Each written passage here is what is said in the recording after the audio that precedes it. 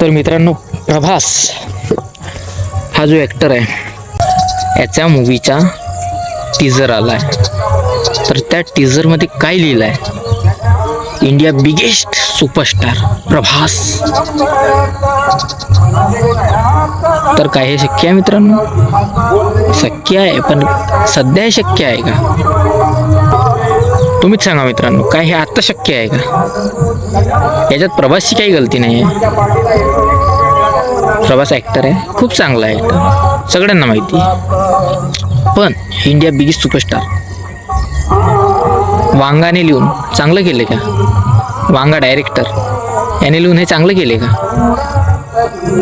काहीतरी म्हणजे काहीतरी करायचं का? तर ते यांनी यासाठी लिहिलं आहे, तो जो आहे वांगा डायरेक्टर, त्याला शाहरुख खानला त्याच्या मूवीमध्ये कास्ट करायचे होते. पण शाहरुख खान खाली नसल्यामुळे, म्हणजे डेट खाली नसल्यामुळे शाहरुख खानने नाही वाटलं, सिम्पलच आहे. तर याचा बदला घेण्यासाठी त्यांनी या पिक्चरमध्ये इंडिया बिगेस्ट सुपरस्टार लिहिलं. आता काय झालं मित्रांनो, शाहरुख खान आणि प्रभासचे जे फॅन्स आहेत त्यांच्यामध्ये वादविवाद सुरू आहे की हो, प्रभासचे फॅन म्हणतात आहे आणि शाहरुख खानचे फॅन म्हणतात शाहरुख खान होता राहील. तुम्हीच सांगा ना मित्रांनो, काय हे शक्य आहे का?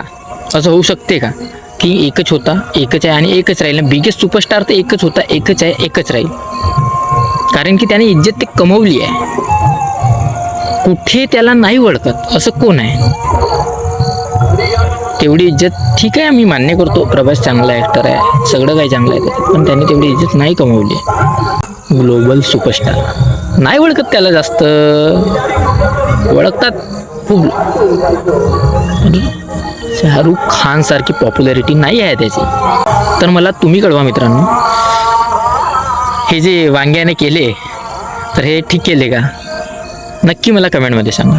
तुमचं एक मत लोकांची मानसिकता बदलू शकते आणि शायद हे तुमचं एक मत वांग्यापर्यंत पोहोचू शकतं. तर चला मित्रांनो, भेटूया नवीन व्हिडिओमध्ये. धन्यवाद.